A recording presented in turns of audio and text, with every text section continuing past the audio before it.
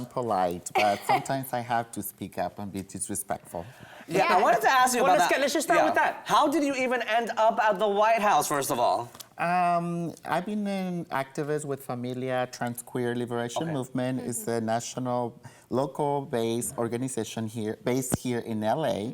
And there was this pride reception happening, I believe, every year at the White House. So last year, 2015, in June specifically, the president was gonna be addressing the crowd. And I think there was a lot of anticipation because of same-sex marriage, which the U.S. Supreme Court made the decision 2 days after he addressed the crowd. So at this event, there were organizations, activists throughout the nation. So there was an invitation for Familia to be going to the White House, but we wanted to take this opportunity to bring this very issue of undocumented LGBTQ people in detention centers. Oh, wow, we can see the video. Yeah, we're gonna actually watch the video right now. Okay. And this is what she's talking about. Yes. Over the year, we've gathered to celebrate Pride Month, and I've told you that I'm so hopeful about what we can accomplish. So what is happening right now?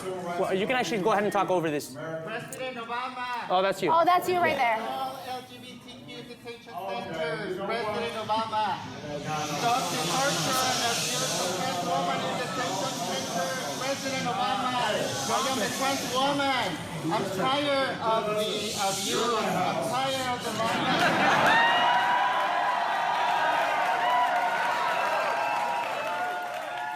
Well, first of all, that security guy was hugging you like there was no tomorrow. Was he a security guy? Well, who was he? I think there were just people that were there in attendance. Or they might have been Secret Service. I gotta say this, and I hope this comes across the right way because I want to give you a compliment.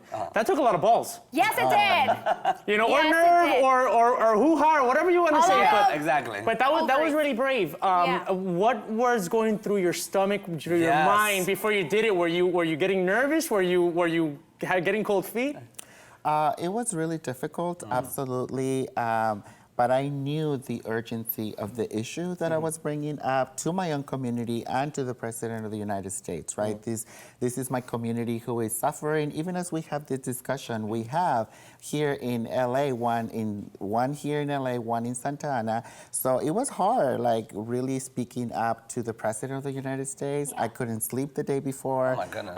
The day off, I was really nervous, but then I thought about all those people suffering, and I just knew that that was the only time and the only opportunity, perhaps, in my lifetime to speak truth to power. Had this issue been brought up to the government or the president before, and had it just been ignored, and that's why you felt the need to speak up during this, press conference, I believe? Correct. And a lot of the criticism was like, why not go any other route? Why not go the diplomatic way? But that has been done. Right. Like the administration, through the No One More campaign, like No One More deportation, like activists and organizations have been sending letters and letting them know what's happening to our community in these detention centers. And the president just doesn't respond, what happens?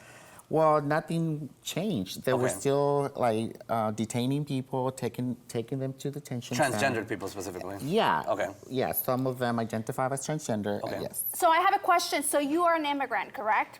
Yes. So you were putting yourself in kind of in the spotlight and kind of in a hard place for you. This was difficult, like your situation and everything, your status.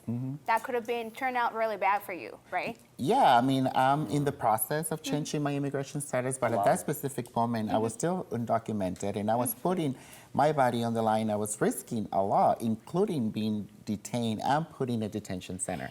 But I just could not let this issue go unnoticed, and people needed to know what's happening, and I was trying to raise the consciousness of the president about the conditions going on there. I know he has a lot on issues to deal with, but this is one that has been ignored, especially the transgender community has been ignored and thrown under the bus. Well, tell people specifically what is going on, because there's statistics about not only discrimination against immigrants at the ICE centers, but specifically against transgender persons, correct? Yes, I mean, the trans community, we're dealing with a lot of, we are probably one group within the LGBT community that don't have access to education, don't have access to housing, don't have access to healthcare. And we're talking about let's say the community who were born in this country. Now you add the other layer, the complexity, who Yes. are undocumented people who are fleeing their country because they're facing a lot of violence by the state, by people.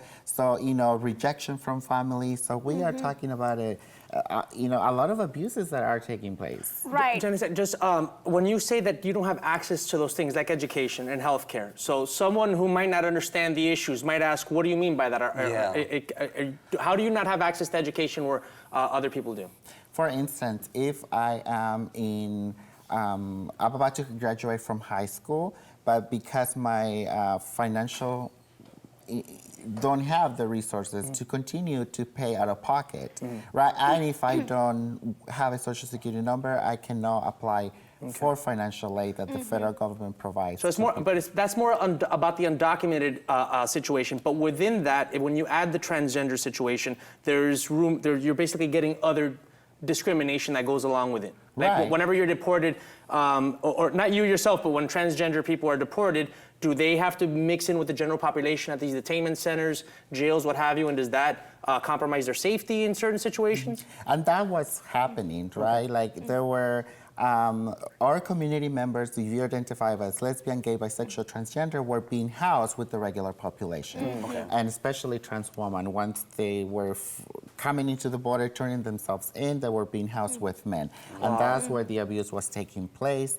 And that's why we started to get familiar with some cases, and as Familia TQLM, we started to get behind different campaigns that we were successful to get them released, and they were able to share their story and their pain, and that's why we started to bring this issue up to the national conversation.